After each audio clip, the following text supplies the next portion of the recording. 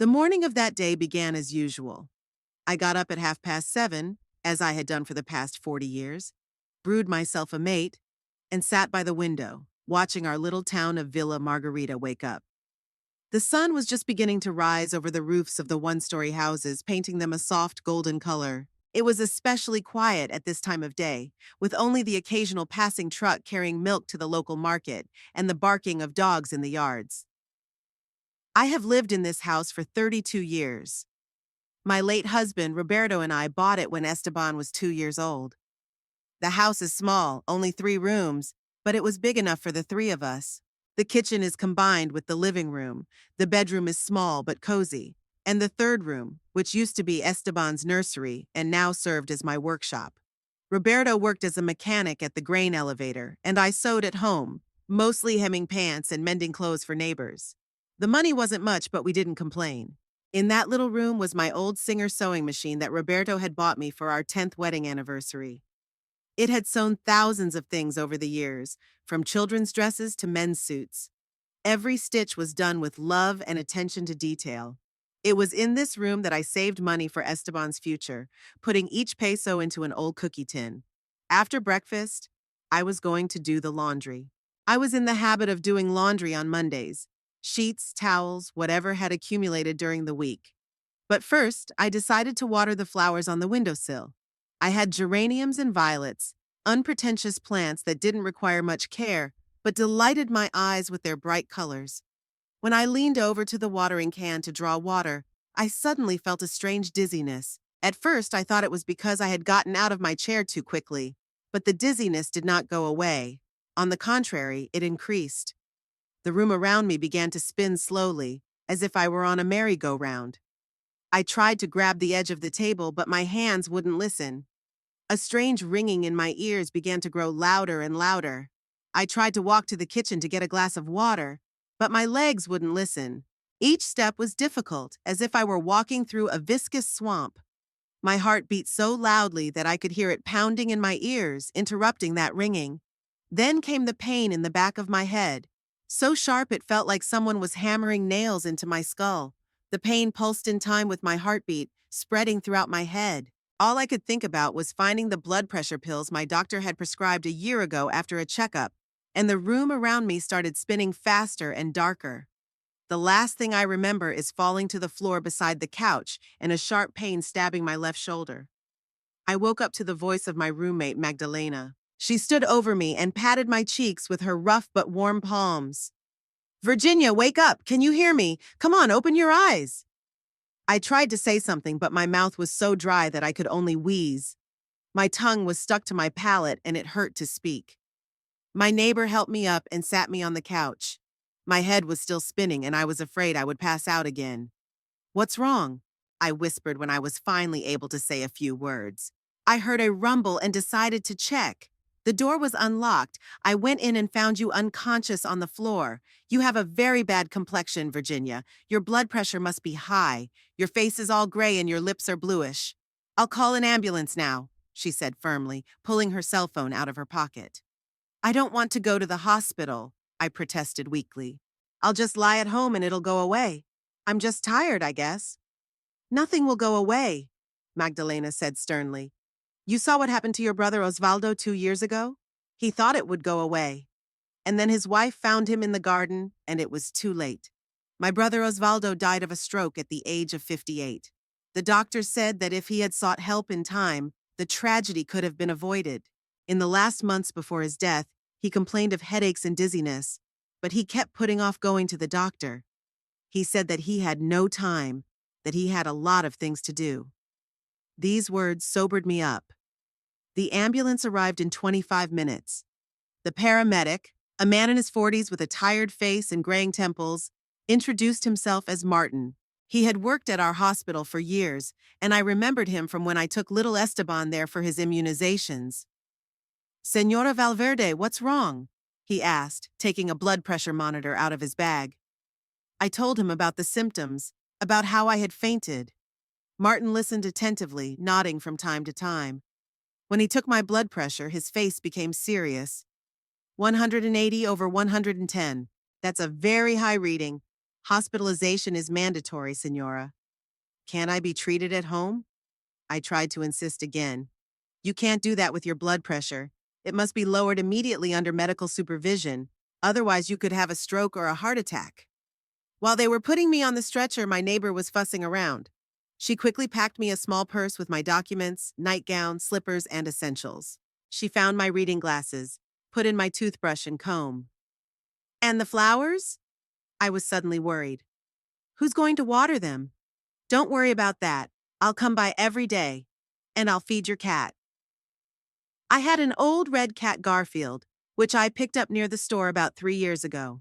My neighbor didn't like him, said he was stealing fish off her balcony, but I knew she fed him when she thought no one was looking. Thank you, I said, and my voice shook. I don't know what I'd do without you. We'll talk later. The important thing is that you get well soon. In the ambulance, I felt like I was in a fog. I still had a headache, but not as bad. Martin put me on a drip with some medicine, and all the way through the ambulance, he was watching the beeping and beeping numbers. I thought about the fact that this was the second time in my life that I'd gone to the hospital in an ambulance. The first time was 34 years ago when I gave birth to Esteban. It had been a difficult labor, almost 24 hours. Roberto couldn't find a place to be. He kept walking down the corridor, smoking one cigarette after another. And when Esteban was finally born, my husband was so happy that he cried right in the delivery room. He said it was the happiest day of his life. In the emergency room of the district hospital, I was examined by a young doctor. Dr. Vasquez was a man of about 35, tall and thin, with attentive brown eyes behind thin-rimmed glasses. He proved to be a very patient man. He asked me in detail about my symptoms, what I had eaten the day before, what medications I was taking, whether I had had problems with my blood pressure before. I sometimes had a headache, I admitted, especially when the weather changed, but I thought it was my age. Did you go to a doctor? A year ago, I was at a checkup. Then Dr. Suarez said that the pressure is slightly elevated, prescribed pills, but I rarely took them, only when I felt bad. Dr. Vasquez shook his head. That's a big mistake, Senora Valverde. Hypertension should be treated all the time, not just occasionally. Otherwise, there could be serious complications. We need to monitor you for a few days, he said after the examination. You may have to adjust your treatment. At your age, a hypertensive crisis is very serious. I was placed in a 4-bedded ward in the therapeutic department. The ward was bright, with large windows overlooking the hospital garden. My neighbors were an elderly woman named Dolores with a hip fracture and 2 middle-aged ladies, Nomi and Betty, who were recovering from gallbladder surgery. They were all talkative, but I felt too weak for long conversations. Dolores told me she'd fallen at home while scrubbing the floors. She lives alone. Her children are far away, so she has to do everything herself. Nomi complained about the hospital food. She said she cooked much better at home. Betty constantly called home to check on her grandchildren, whom she was raising instead of her daughter. The first night in the hospital was restless. A nurse would come to take her blood pressure, or her neighbor Dolores would moan in pain. The lights were always on in the corridor, and the shadows of people passing by flickered on the wall. I wasn't used to sleeping in a strange place and surrounded by strangers. The next day, after the doctor's rounds, when I was feeling a little better, Paloma Hernandez, my best friend of 23 years, came to visit me. We met at the Elegance Atelier, where I used to work part-time. Paloma also worked there as an order taker. After the atelier closed, she took a job as a cleaner at the clinic, and I became a full-time homemaker. Paloma brought me a homemade quince pie that she had baked especially for me, knowing that it was my favorite treat. She also brought a small bouquet of roses from her garden and the latest news from our neighborhood. You know, she said, sitting down in the chair next to my bed. Moreno's having trouble with the roof again. Yesterday it rained and they had water dripping on their bed, and his wife, Gloria, keeps saying they should have fixed it sooner. Now she's making poor Ramon climb up on the roof with his sciatica. Paloma always knew how to lighten the mood. She is one of those people who see funny even in the most ordinary situations, but at the same time sincerely sympathize with other people's troubles. She looked younger than her 59 years, short, overweight, with perpetually disheveled brown hair. She had kind gray eyes that always shone with warmth. And do you remember Fernanda, the Lopez's neighbor? Paloma continued. The one who always complained about the music in the evenings? Well, it turns out that her son Pedro decided to become a musician. He bought a guitar, and now he plays all day long. Poor Fernanda is going crazy. I listened to my friend's stories and felt myself coming back to life. In the hospital, time stretches very slowly, and news from the outside world seems especially important. Does Esteban know you're in the hospital? Paloma asked, when she had talked enough about the neighbors. Celeste promised to call him, I answered. But you know how busy he is with his store. He probably can't tear himself away. Paloma nodded, but I noticed her face grew serious. She had known Esteban since he was a child and had always been demanding of him. When he was a teenager, she used to say that I spoiled him too much, that I needed to be more strict with him. Business is important, she said carefully, but my mother is in the hospital. It's no joke. You know how responsible he is, I defended my son. After Roberto's death, he's been holding everything together, and the store and the house and me. I understand, sighed Paloma. But still, I did not pursue this topic. Esteban really worked very hard. After his father's death, he became the only man in the family, and I understood the responsibility he had. The store required constant attention. I had to keep track of deliveries, the quality of the products, the work of the sales clerks. Paloma stayed with me until the evening. We reminisced about the old days when our children were small, and we took them to the same kindergarten. Her daughter Mariela now lives in Buenos Aires and works in a bank, and her son Jorge has moved to Mendoza and is in the wine business. You know, sometimes I think that it was a mistake to let them go so far away, admitted Paloma. I hardly see my grandchildren, only on the phone, and at least you live near Esteban. Yes, next to each other, I agreed. But we don't see each other as often as we'd like. It's all work, work, work. That evening, when I was about to fall asleep, Esteban and Leticia came into the room. His son looked worried, his face pale, and his usually neatly combed dark hair disheveled.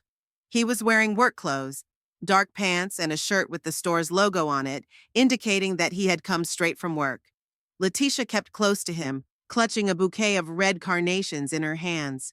She was wearing an elegant black dress and heels.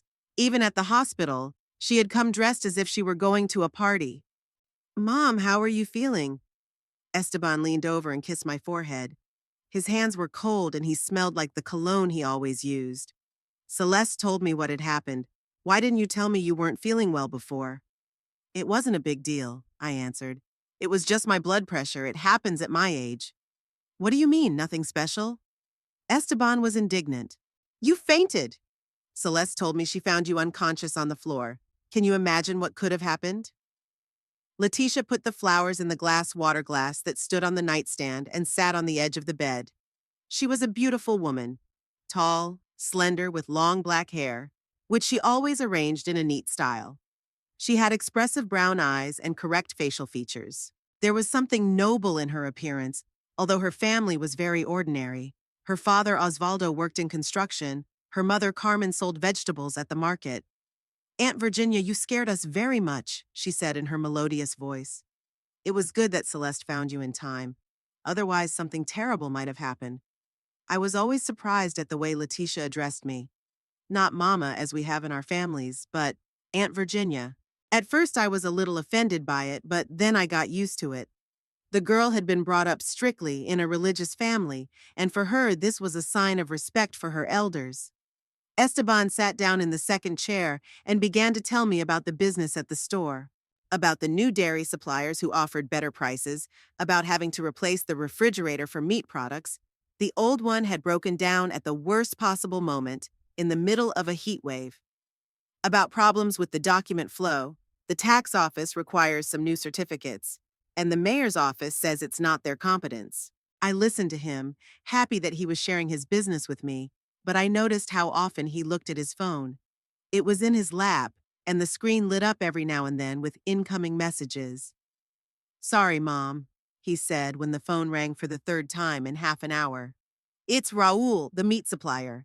I need to talk to him about payment. We have a big delivery tomorrow, and he's demanding payment in advance. He went out into the corridor, and Leticia stayed with me.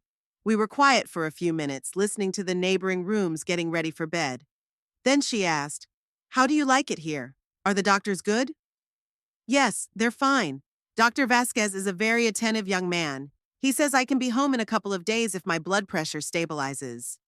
"That's good, because Esteban's so worried. He was up all night last night thinking about you. He said he wouldn't forgive himself if anything happened to you." I looked at my sister-in-law. There was sincerity in her words, but something in the way she spoke seemed too correct, too learned. Maybe it was because she was always careful with her speech. The Montoyans spoke a simple vernacular at home, but Letitia tended to express herself in a more refined way. "How are things at the store?" I asked. "Not too hard without Esteban?" "Nothing, we manage. Maria helps at the counter and I take care of the cash register. But the customers keep asking where the owner is. They're used to him.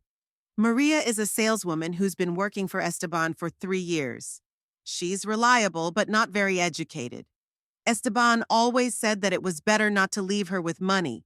She could make a mistake in calculations." Esteban returned 15 minutes later, but he looked even more worried. "Is there a problem?" I asked. "It was just a little thing," he said. "Raul wants to change the payment terms. We used to pay upon delivery, but now he wants payment in advance. He says he has a lot of debtors and he can no longer work on credit." "Do you have money?" I asked cautiously. "I do, of course," my son answered quickly. "It's just inconvenient. The usual rhythm of work is disturbed." The phone rang again. Esteban looked at me apologetically and went out into the hallway again. This time the conversation went on for about 20 minutes. I could hear him talking in the hallway, his voice tense, sometimes shifting to a whisper. Letitia was fidgeting nervously with the strap of her purse and glancing at the door. "Don't worry, Aunt Virginia," she said, noticing my gaze. "It's all business. There are always problems in business." By the time Esteban returned, visiting hours were winding down. A nurse walked through the rooms, warning visitors that it was time to leave. "Mom, we have to go," he said, but I could tell he wasn't even upset about it. "We'll come again tomorrow. If you need anything, call me. Do you have a phone?" "Yes," I answered. Paloma brought a charger. "Good. Don't worry about anything. Celeste takes care of the house. We manage the store. Just get well soon." He kissed me goodbye, and Letitia leaned over and touched her lips to my cheek. She smelled of expensive perfume, probably the kind Esteban had given her for her birthday. They left, and I couldn't sleep for a long time. The neighbors were asleep, and Dolores was moaning softly in her sleep. Her leg must have hurt. The nurses walked down the corridor, their footsteps echoing in the silence of the hospital at night. On the one hand, I was pleased that my son had come, despite his busyness. I could see that he was really worried about me. On the other hand, I felt that his thoughts were preoccupied with something else. The constant calls, the tense conversations, the concerned look on his face, all told me that he was in serious trouble. I was discharged from the hospital on the 4th day. My blood pressure had stabilized at 140/90, not ideal, but acceptable for my age, as Dr. Vasquez explained. Blood tests showed that there were no serious abnormalities, but I needed to strictly follow my medication regimen and avoid stress. "Remember, Senora Valverde," the young doctor admonished me as he wrote prescriptions, "hypertension is not a cold that goes away on its own. It is a chronic disease that requires constant monitoring. Take your medication every day at the same time. Keep a blood pressure diary. Limit salt and don't get nervous over nothing." Esteban took me home. He arrived in the morning right after breakfast, looking cheerful and even cheerful. Not as anxious as the previous days. He helped me pack my things, paid for the superior room, which I hadn't asked for, but which he insisted on paying for. "Mom, I've decided that you're going to stay with us for a while," he said as we drove in his car through the center of town. "It would be hard for you at home, and Letitia would be able to look after you, and I'll feel safer too." The offer was unexpected but pleasant. After the hospital, I didn't really want to go to an empty house where only Garfield the cat would greet me with a purr. Plus, to be honest, I was curious to observe my son and daughter-in-law's life from the inside. We didn't see each other as often as we would have liked, and here was an opportunity to be close. Esteban's house was in a new neighborhood that had been built up about 10 years ago. The streets were flat and wide, The houses were surrounded by small gardens, and young plane trees grew along the sidewalks. Not at all like our old neighborhood with its narrow streets and houses built in the 50s of the last century. The house was one story but spacious. 3 bedrooms, a large living room with a kitchen, 2 bathrooms, and even a small pantry. In the yard were lemon and orange trees, which Letitia had planted the first year after the wedding. The whole lot was surrounded by a low wrought iron fence, beautiful and expensive. I remembered buying this house. Esteban had just opened a store and wasn't sure if the business was going to work. The young family was desperately short of money. The bank required a down payment of 30% of the cost of the house. That's when I decided to spend all my savings, accumulated over many years of sewing. That money was in an old cookie tin in my closet. Every peso was earned through hard work. Hemming pants, mending clothes, sewing sheets and pillowcases for my neighbors. Sometimes I worked late into the night when I had to finish an order. My eyes hurt from the strain. My back ached from sitting at the sewing machine for so long, but I kept saving. "Mom, are you sure?" Esteban asked when I offered him the money. "It's all your savings. What if I don't succeed with the store? What if I can't pay you back?" "Son," I told him, "children are our only investment that will pay off. Not in money, of course, but in happiness." And now I was entering the house, bought with my money, as a guest. Letitia met us in the hallway, dressed in a housecoat and slippers, but even in such simple clothes she looked elegant. "Aunt Virginia, welcome," she said, hugging me. "We have prepared a room for you.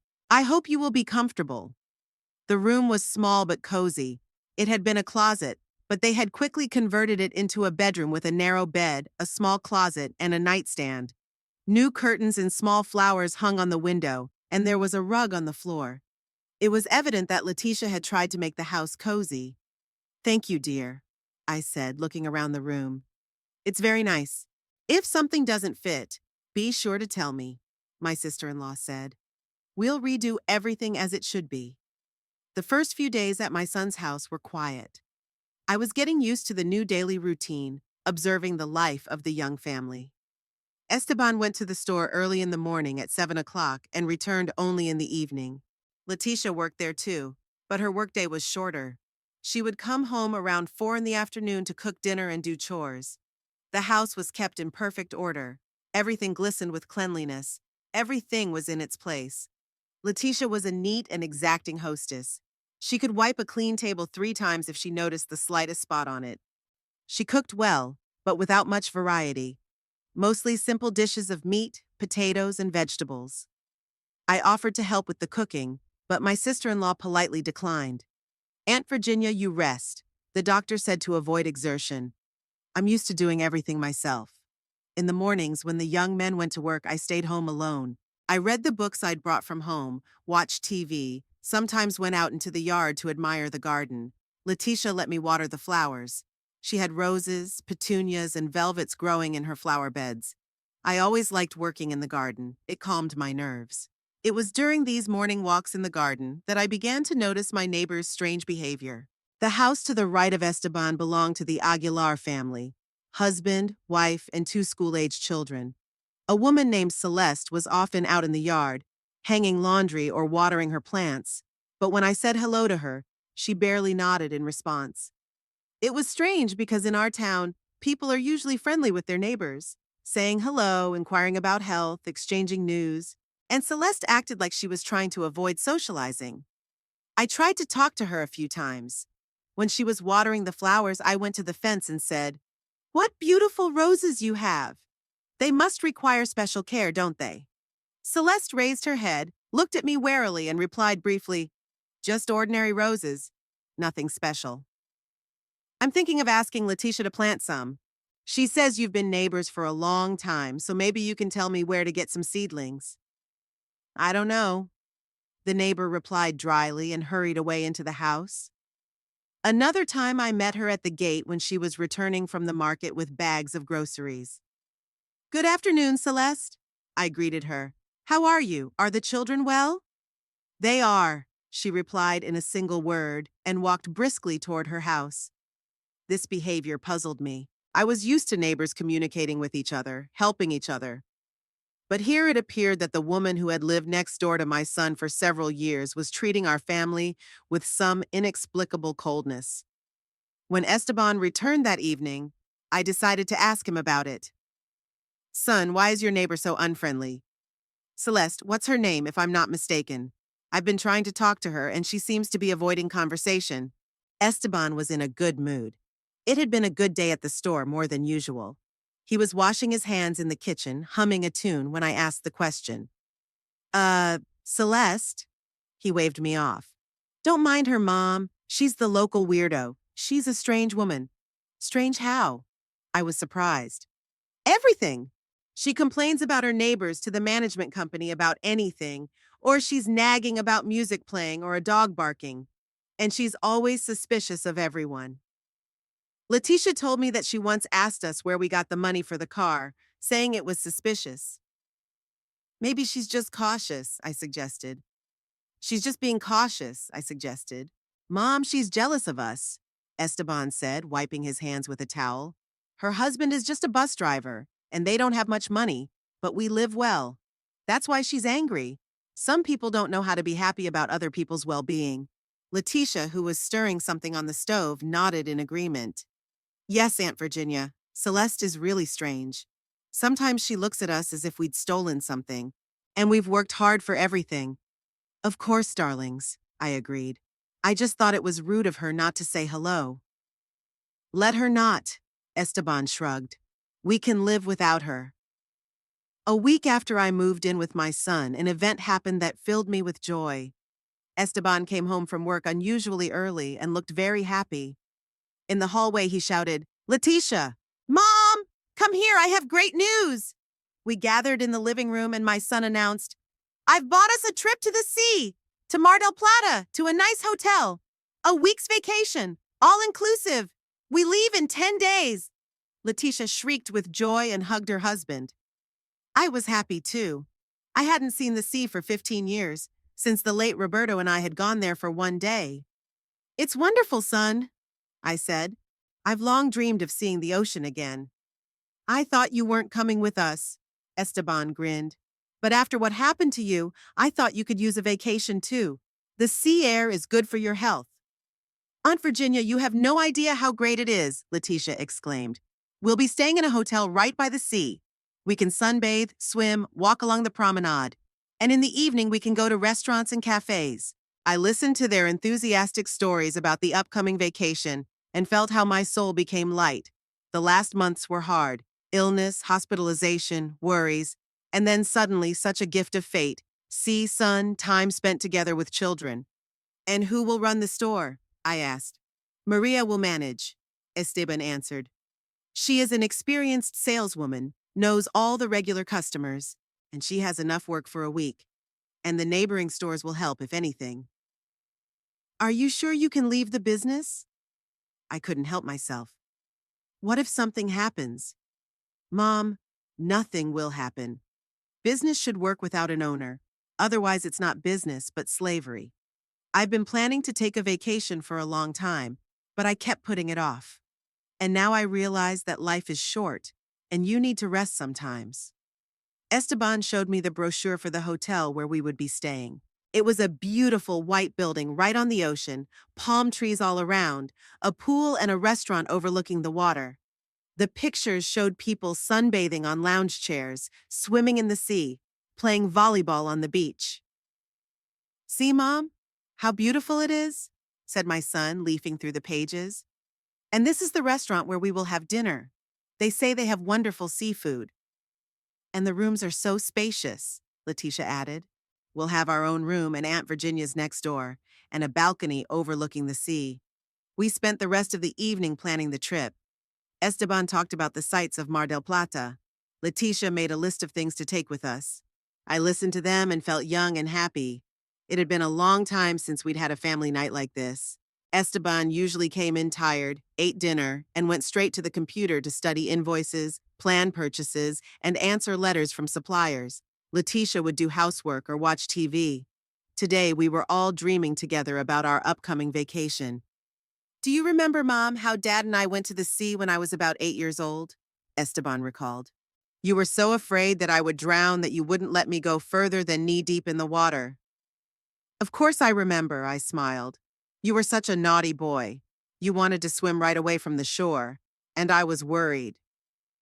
And Daddy taught me how to swim. He'd hold my stomach and I'd work my arms and legs. Then he'd let go and I'd swim a few meters by myself. Roberto always said you were good at everything, I remembered. Swimming, studying, working. The next day I started packing for the trip. Letitia gave me a list of essentials: summer clothes, a swimsuit, comfortable walking shoes, a sun hat, and sunscreen. I didn't have a swimsuit. I hadn't bought one in 20 years. I had to go to the store for a new one. At the women's clothing store, a saleswoman, a woman of my age, helped me choose a suitable swimsuit. Dark blue, closed, but elegant. Are you going on vacation? She asked while I tried it on. Yes, with my family to the sea. My son bought a trip. Wow, what a thoughtful son you have. Not everyone thinks of taking his mother with him. Yes, I'm lucky to have children, I agreed. At home, I laid out on the bed all the things I was going to take: 2 summer dresses, a light sweater for cooler evenings, sandals, a wide-brimmed hat I'd bought especially for this trip. She packed her medicines separately. The doctor had strictly instructed her not to interrupt her treatment even on vacation. Letitia looked into my room as I packed my suitcase. Aunt Virginia, did you bring a dress? She asked. There's a restaurant in the hotel and it's customary to come dressed nicely.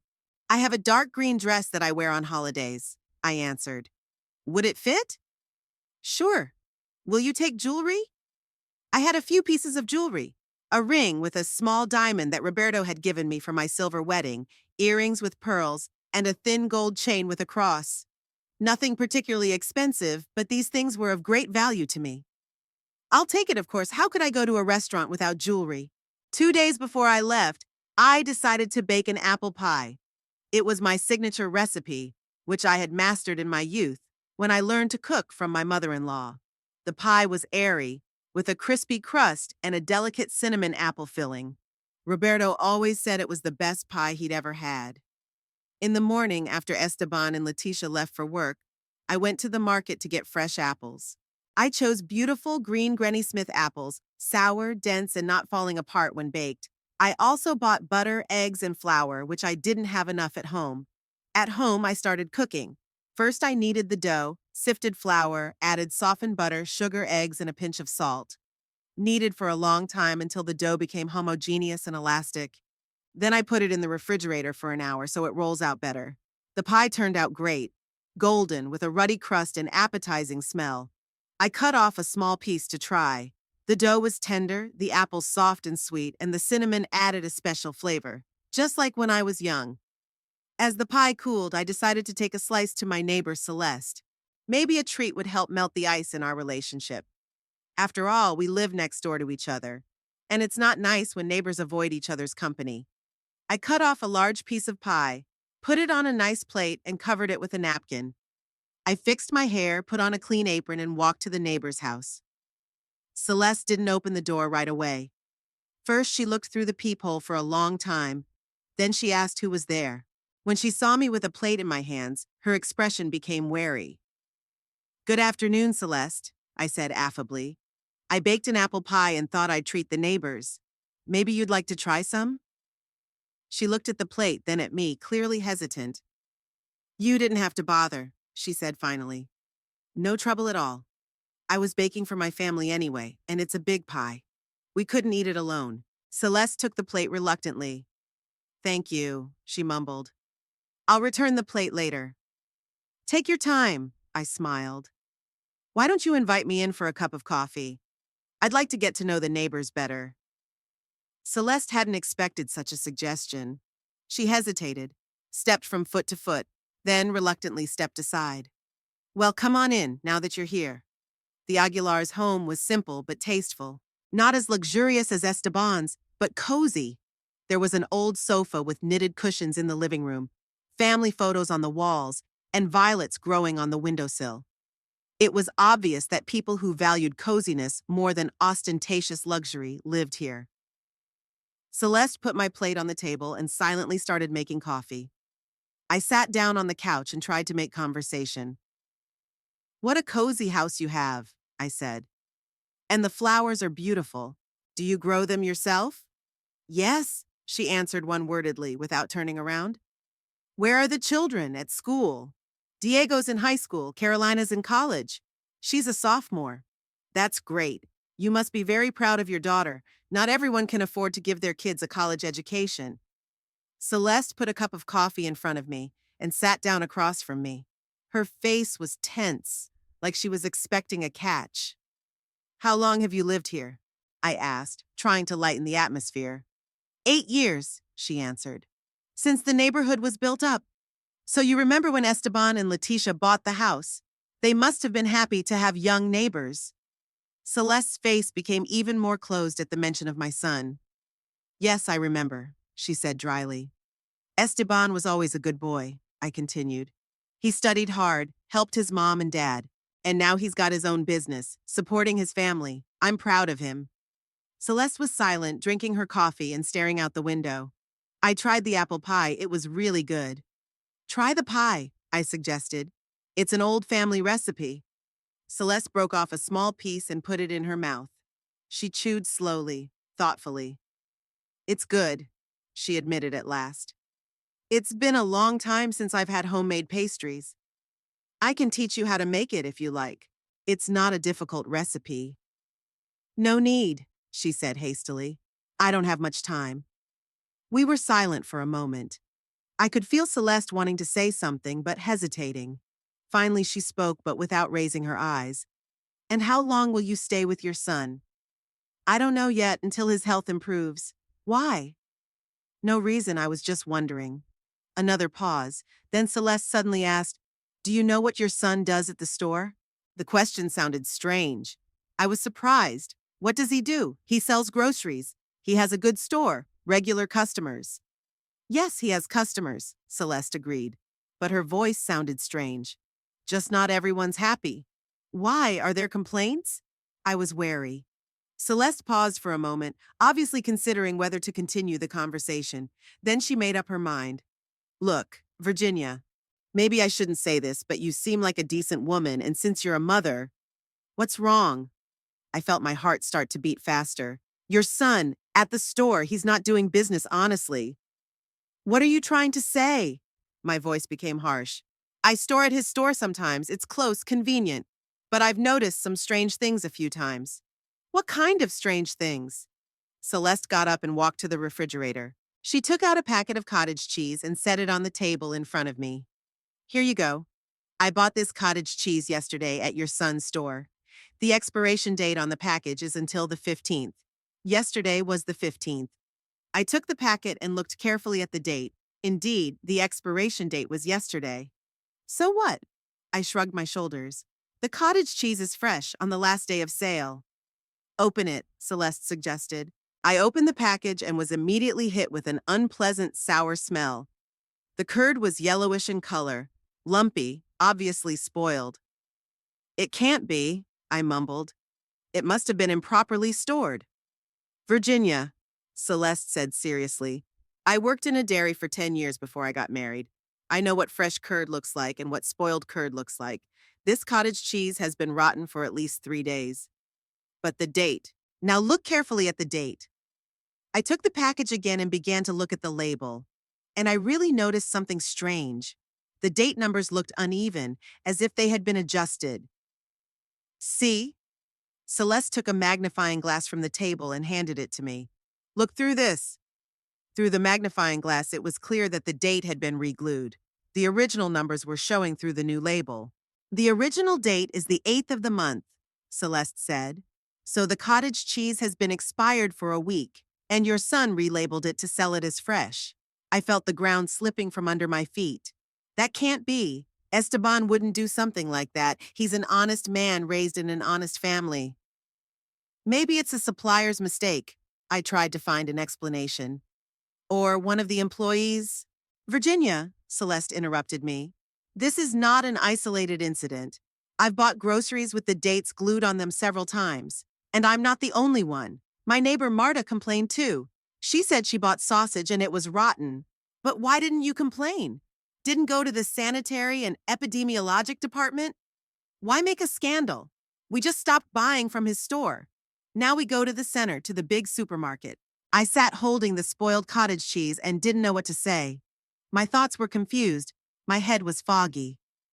There's also a problem with the scale, Celeste continued. My husband once bought a kilogram of potatoes from your son. At home, he weighed it on his own scale and it was 800 grams. Maybe a mistake in the calculations, I objected weakly. Virginia, listen. Celeste sat down beside me and spoke more softly. I realize this is hard for you to hear, but your son is cheating people. He's selling expired products, he's cheating people, and he overcharges people. His milk is 5 pesos a liter more expensive than in other stores. But he has to earn money to support his family. You can make an honest living. People in our neighborhood are not rich. Many retirees, families with children, every peso counts, and he's cheating them. I got up from the couch, feeling like I couldn't be here anymore. Celeste, thanks for the coffee, but I can't believe what you're saying. Esteban is a decent man. I understand, she sighed. It's hard to believe bad things about your own child. But think about it. Where does he get the money for the expensive cars, for the traveling, for this house? An ordinary grocery store in a small town can't generate that kind of income. Those words struck me like a bolt of lightning. Really. I had never thought about where Esteban got so much money. The store is small, there's a lot of competition, and he's doing better than many entrepreneurs who've been in business for years. I have to go, I muttered, heading for the exit. Virginia, wait. Celeste caught up with me in the hallway. I didn't mean to upset you, but if you influence your son, maybe he'll come to his senses. People are starting to talk, and soon it'll get to the authorities. Goodbye, Celeste, I said, without turning around. I don't remember the way home. I walked as if in a fog, mechanically shuffling my feet. My neighbor's words kept running through my mind, and I couldn't accept them. Esteban is a liar? My son, whom I had raised to be an honest and decent man? At home, I sat in my room and tried to calm down. Maybe Celeste was exaggerating. Maybe she really is jealous of our well-being and is deliberately denigrating Esteban. But the spoiled cottage cheese with the date taped over was irrefutable proof. That can't happen by mistake. Someone had purposely tampered with the label to sell an expired product. I sat in my room until evening, tormented by doubts.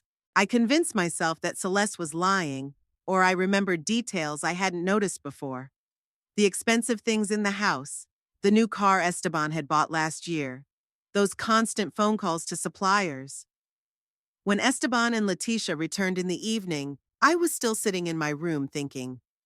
They ate dinner, turned on the TV, and only then did I dare to go out to see them. Mom, what's wrong? Esteban asked, noticing my distressed state. You look upset. Son, I need to talk to you, I said, trying to keep my voice calm. Sure, Mom. About what? About your store. Esteban wondered, what about the store? It's fine. It's doing well. I went to Celeste's today. She showed me the cottage cheese she bought from you yesterday. My son's face changed. He got wary. So? The cottage cheese was spoiled, and the date on the package was glued on. There was silence.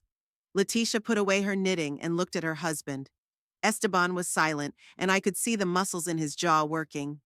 Mom, he said at last, did you believe that crazy woman? I saw the cottage cheese with my own eyes. It was rotten, and the date had really been changed. Maybe she changed it herself to defame me. Why would she do that? Because she's jealous. I told you she's a strange woman. Now she's trying to slander us. Esteban, I tried to speak softly. Tell me honestly, you don't sell expired products?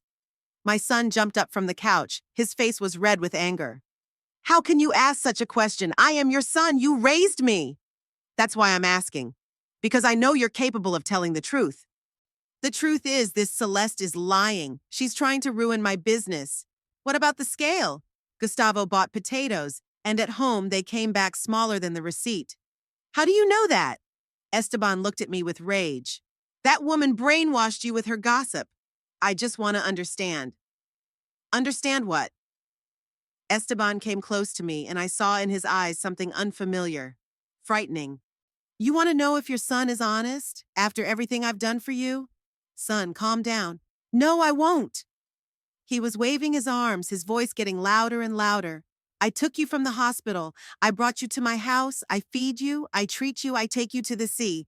And what are you doing? Listening to your neighbor's gossip. Esteban, I didn't mean to accuse you. Then what did you mean? He clutched his head. I'm working my ass off to provide for my family to make sure we're okay. And you don't trust me. Letitia got up from the couch and walked over to her husband. Esteban, calm down, please. Aunt Virginia was just worried. Don't interfere, he shouted at his wife. This is between me and my mother. I've never seen my son like this. He was shouting, waving his arms, his face contorted with anger. This was not the boy I had raised, not the young man who had always been polite and reserved. You know what, Mom? Esteban stopped in front of me and spoke slowly, separately. If you don't trust me, if you trust the neighborhood lunatic more than your own son, then there's no reason for you to stay here. What are you saying? I'm saying you can get out of my house. His voice became icy. And there will be no sea for you. I will not drag a man who thinks me a thief and a cheat with me. Esteban, Letitia exclaimed. What are you saying? I am telling the truth. He turned to his wife. She does not want to live in our house. Let her go to her friend Celeste. If she cares more about her son than her own son. I didn't say I cared more about her, I tried to object. Just what? I just wanted to find out if I was stealing, if I was cheating customers. Esteban came right up to me. You know what, Mom? I don't want to bear your suspicions any longer. Pack your things and get out of here. You can't seriously say that. Yes, I can. And I don't want you here tomorrow morning and the trip is canceled. I'm not going with a man who doubts me. Esteban, please, Letitia pleaded. Don't say such things. Aunt Virginia is ill. She needs care. Let Celeste take care of her since she is so good. Esteban left the room. And I don't intend to keep any more ungrateful people. He slammed the door and left. I was left standing in the middle of the living room, not realizing what had happened. An hour ago, we were a happy family getting ready for a vacation together. And now, Aunt Virginia, Letitia said quietly, don't mind him. He is upset. Tomorrow it will be different. No, my dear. I shook my head. It won't. I know my son. When he says that, he means it. But where will you go? You can't be alone after an illness. I don't know, I said honestly. Home, I guess. Letitia took me to my room and helped me pack. We were silent. What was there to say? As I put the summer dresses I'd packed for my trip to the sea into my suitcase, I felt my heart breaking. Had I really lost my son because of a carelessly asked question? Is he really capable of kicking out his own mother for questioning his honesty? Or maybe I really am wrong. Maybe Celeste is lying, and I believed her more than my own child. But then why was Esteban so angry? An honest man wouldn't yell and threaten. He'd calmly explain the situation, show me the documents, prove his case. All night I lay awake in the small room, listening to Esteban and Letitia talking behind the wall. Their voices were muffled, but I could feel the tension in their intonations. In the morning, when my son left for work without even saying goodbye to me, I packed the last of my things. Letitia tried to persuade me to stay. Aunt Virginia, maybe we shouldn't hurry. Wait until Esteban calms down. No, dear. He was right about one thing. You can't live in a house where you're not welcome. I hailed a cab and drove home to my little house, with only Garfield the cat waiting for me. At home, I was greeted by silence and the smell of a closed room. In the weeks I had spent at my son's house, it was as if the house had fallen into slumber. Garfield sat on the windowsill and looked at me with yellow eyes that said, "Where have you been so long?" "I'm sorry," I said, stroking his red fur. "I had to come back earlier than I'd planned." The cat purred and rubbed against my leg. At least he was happy to have me back. Unlike my own son. I set the suitcase down in the bedroom and started airing out the house. I opened all the windows, shook the dust off the furniture, checked the flowers. Magdalena had indeed watered them regularly. All the plants looked healthy and well cared for. On the kitchen table was a note in her scrawled handwriting. The cat is fed. The milk in the fridge is fresh. Magdalena. Simple words. But there was a sense of care in them. This woman was more attentive than her own blood. I sat down in my favorite chair by the window and tried to put my thoughts in order. Everything had happened so quickly that I hadn't fully realized what had happened. Yesterday morning, I was packing my suitcase for a trip to the sea, excited about the upcoming vacation with my children. And now I'm sitting at home alone, kicked out by my own son. But the worst part wasn't that he kicked me out. The worst part was what was revealed. My Esteban, who I had raised to be an honest and decent man, had turned out to be a crook. He was cheating people, selling them spoiled food, overcharging. And all the while I was proud of his successes, happy for his well-being. What a blind mother I am. Where did he get the money to buy an expensive house, a car, to travel? A small grocery store in a provincial town can't bring in that kind of income with honest business practices. And I didn't question it. I was just happy that my son was living a better life than I was. By lunchtime, my old neighbor Magdalena, who lives across the street from me, came to see me. She brought fresh bread and some eggs from her chicken coop. "How are you, Virginia?" she asked. "I saw you came home yesterday. I thought you were staying with your son for a while." "I had a fight with Esteban," I said briefly. "Oh, yeah?" Magdalena was a woman curious but not angry. "What was it about, if it's no secret?" "His business at the store. I found out something unpleasant." Magdalena nodded understandingly. She was a few years older than me, a widow, living alone with 2 cats. We'd known each other for years, but we weren't close. We just said hello when we met and sometimes exchanged groceries. "I see," she said. "Sometimes it's better not to know the whole truth about the people closest to you." After she left, I sat at home alone, thinking about what had happened. Toward evening, Paloma came in. She brought some medicine that she had asked me to buy at the pharmacy near the clinic where she worked. When she saw my depressed look, she got worried. "Virginia, what's wrong? You look terrible. And why home? I thought you were staying at Esteban's. I told my friend everything. About the visit to Celeste, about the spoiled cottage cheese, about the scandal with my son." Paloma listened attentively, shaking her head from time to time. "You know," she said when I finished, "I always felt that something was wrong with Esteban. Remember how he would lie as a child and then truly believe his lies? All children lie sometimes." I defended my son out of habit. "Yes, but he was special in that sense. He could steal apples from a neighbor and then tell me that she gave it to him. And he'd say it so convincingly that he'd start to believe it himself." I remembered those incidents, but at the time I wrote them off as childish pranks. I thought it would pass with age. Apparently it didn't, but only developed into a more sophisticated form. "And what about Letitia?" Paloma asked. "Does she know what's going on in the store?" "Probably knows. She works there. But what could she do? Esteban is her husband. Her well-being depends on him." "I see." So she chose to turn a blind eye to the deception. Paloma made us some tea and took a bag of cookies out of her bag. "Eat," she said. "You need to keep your strength up. You look exhausted." "I don't feel like eating. I keep thinking about what happened. Did I raise my child so badly?" "Virginia, don't blame yourself. You gave him everything you could: love, care, good principles.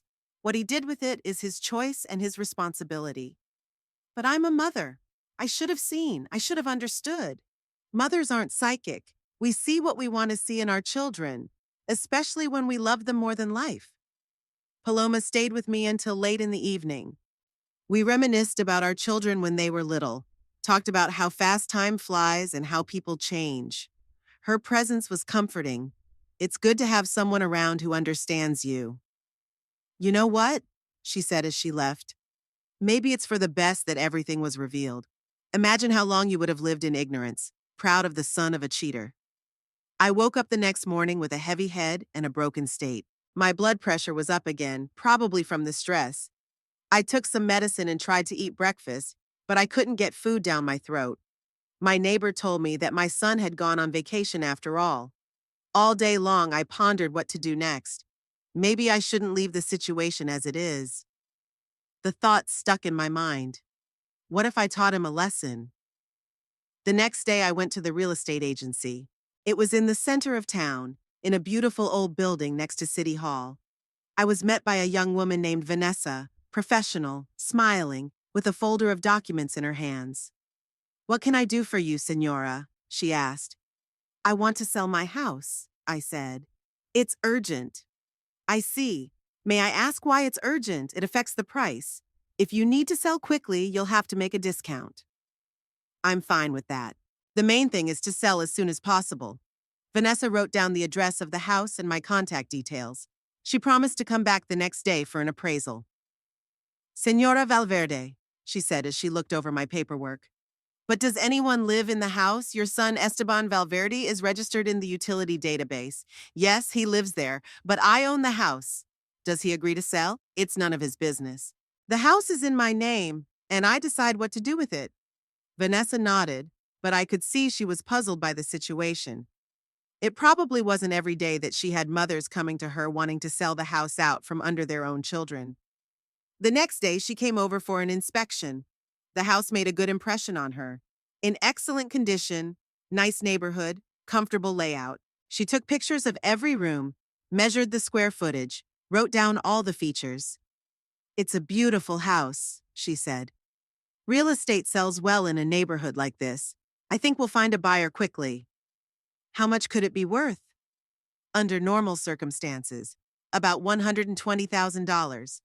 But if you need a rush sale, you'd better put it up for $100,000. Then we'll definitely sell it in a week. $100,000. That's good money. You can buy a small house somewhere quiet and live comfortably for the rest of your life. I agree, I said. Put it up for $100,000. Great. Tomorrow I'll place an ad on all the websites and newspapers.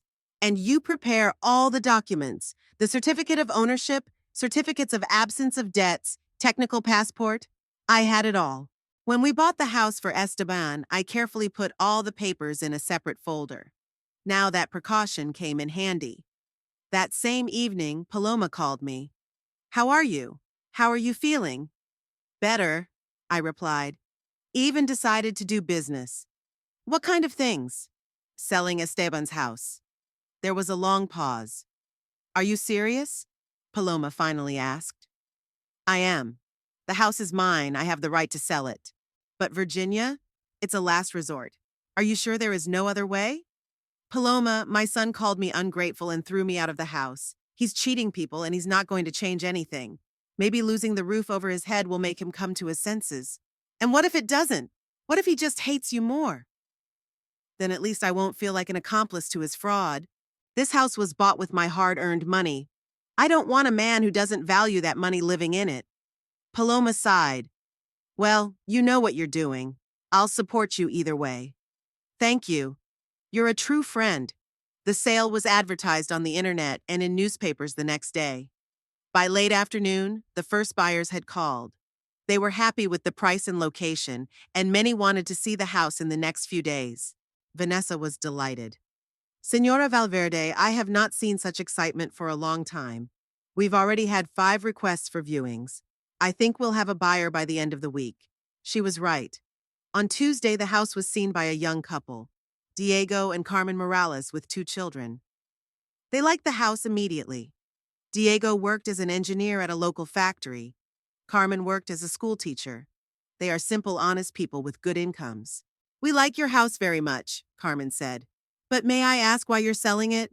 It's in great condition. It's a nice neighborhood. Family reasons, I answered briefly. They didn't press for details. The same day, we made a deposit and signed a preliminary contract. The final registration was scheduled for Friday. It's going really fast, Vanessa said. The buyers are serious. They have the money. The deal will go through without a problem. I nodded. Yes, everything was going smoothly. I guess fate was pushing me toward this decision. Thursday night, I sat at home and knitted. Old tangos were playing on the radio, and a light rain was drizzling outside my window. Garfield slept on my lap, purring in his sleep. A quiet, measured life. Soon, Esteban and Leticia would return from vacation and find their house sold. How will they react? They'll probably be shocked. First, they won't believe it, then they'll scream and accuse me of all the deadly sins. But I'm ready for it. 34 years I devoted to my son, gave him all my strength and all my money. And in return, I've gotten rudeness and contempt. It's time to put an end to it. Friday morning, I went to the agency to finalize the deal. The Morales were already waiting for me with wads of money and happy faces. Señora Valverde, Diego said, shaking my hand. Thank you for this house. We will be happy in it. I'm sure you will, I replied. Take care of it. The notary read out the deed, we signed the deed, and the money changed hands.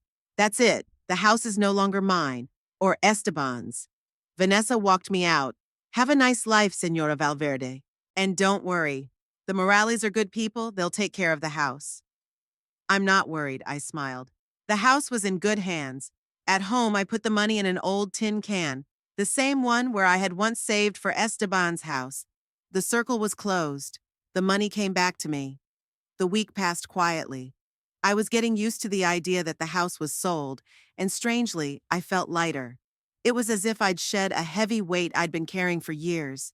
The money was in the bank, giving me a sense of independence and security. Paloma came by every day to bring groceries or just to chat. Celeste also dropped by sometimes, asking about my health. It turns out that I have people who genuinely care about me. And all I could think about was my son, who, as it turned out, didn't appreciate me at all. On Sunday evening, I was sitting in the kitchen drinking tea and cookies and reading a book when I heard the noise of a car. My son is due back from vacation today. I wonder how long it will be before they realize what has happened. The new owners, the Morales family, moved in as early as Wednesday. Carmen even stopped by to introduce herself and thank me for the sale. About an hour later, the doorbell rang sharply. Then another, longer and more insistent one. I didn't rush to open it. I knew who had come and why. When I opened the door, I saw Esteban and Leticia. Their faces were confused and angry at the same time. The sun was tanned after a week at sea, but that tan did not hide the rage in his eyes.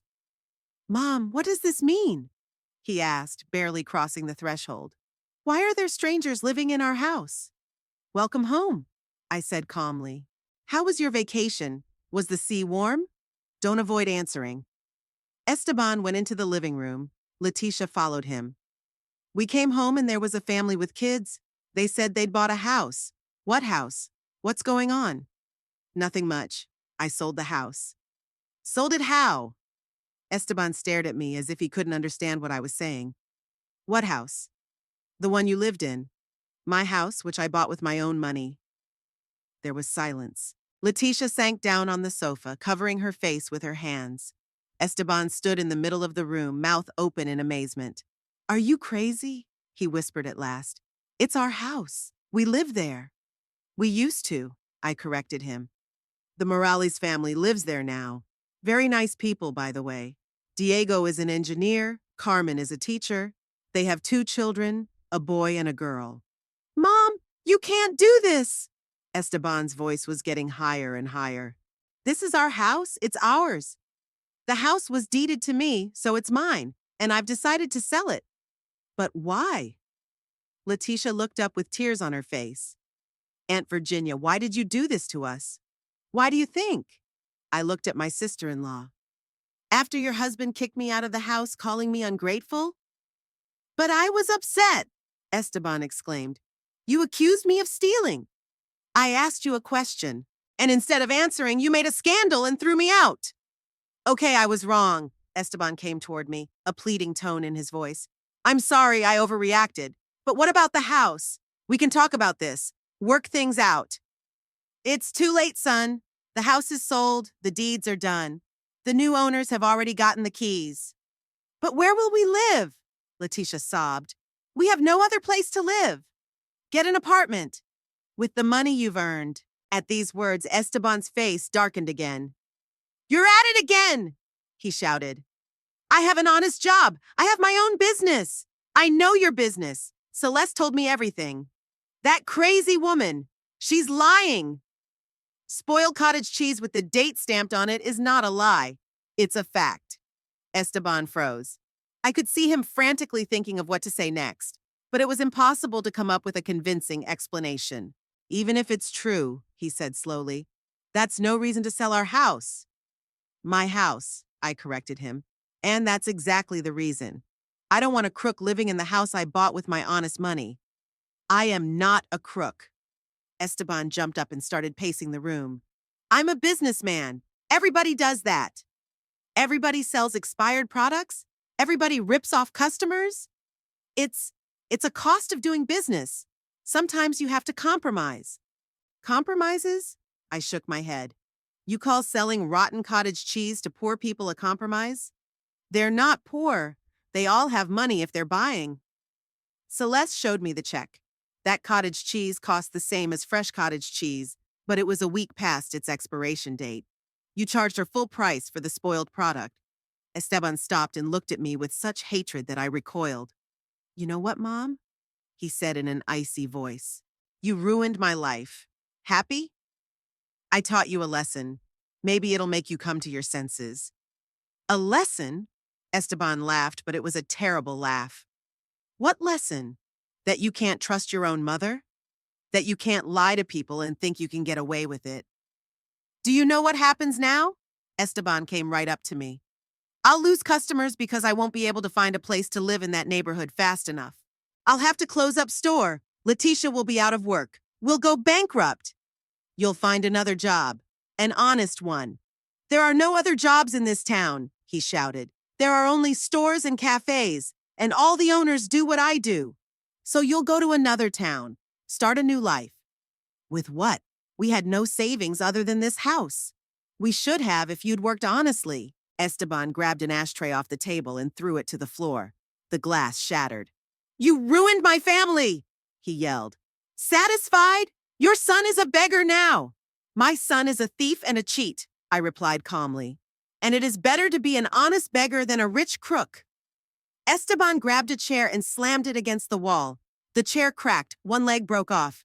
Esteban, stop it, cried Letitia. What are you doing? But the son didn't listen. He was furious, smashing everything. He grabbed my favorite vase from the dresser, the one Roberto had given me for my birthday, and smashed it on the floor. Stop it, I screamed. Get out of my house. I will. Esteban turned to me, his face contorted with anger. And I'm not coming back here. You can forget you have a son. If my son is a crook, I'd better forget him. Fine. He's headed for the exit. Letitia, let's go. We have nothing to do here. Letitia got up from the couch. Her face was tearful, her eyes red. Aunt Virginia, she said quietly, won't you regret what you have done? I wish I had done it sooner, I answered. The daughter-in-law sighed and followed her husband. Esteban turned around at the door. You'll live alone with your principals. Let's see if they will keep you warm in your old age. They will, I said. A clear conscience is better than any heating. The door slammed. I heard a car start and drive off. That was it. They were gone, maybe forever. I was left standing amidst the shards of a broken vase and the wreckage of a chair. 34 years of motherhood ended like this, with a scandal and ruined furniture. But strangely, I didn't cry. On the contrary, I felt a kind of relief, as if I had been ill for a long time with a serious illness, and now I had finally recovered. I took a broom and began to sweep up the debris. Garfield was sitting in the corner, watching me warily, probably frightened by the noise. It's okay, old boy, I said to the cat. Now it will be quiet. Paloma came in the morning. She saw the broken chair and the splinters I hadn't had time to sweep out of the gaps between the floorboards, and she understood. Have you been here? She asked. They did, very unhappy with the sale of the house. Scandalized? Esteban broke a vase in a chair, said he wasn't coming back. Paloma sighed. That's a shame. I hoped he'd come to his senses, apologize, nunaptu. He still doesn't know what he did wrong. He blames me for ruining his life. Don't you regret what you did? I wondered. Do I regret it? Do I hurt that I lost my son? You know, Paloma, I finally said, I lost my son the moment I found out he was a fraud. And yesterday I just finally realized it. Maybe he'll come to his senses when life forces him to. Maybe, I hope so. Not having a home, not having a place to live is a big challenge. Maybe it'll make him rethink the way he does business. And if it doesn't?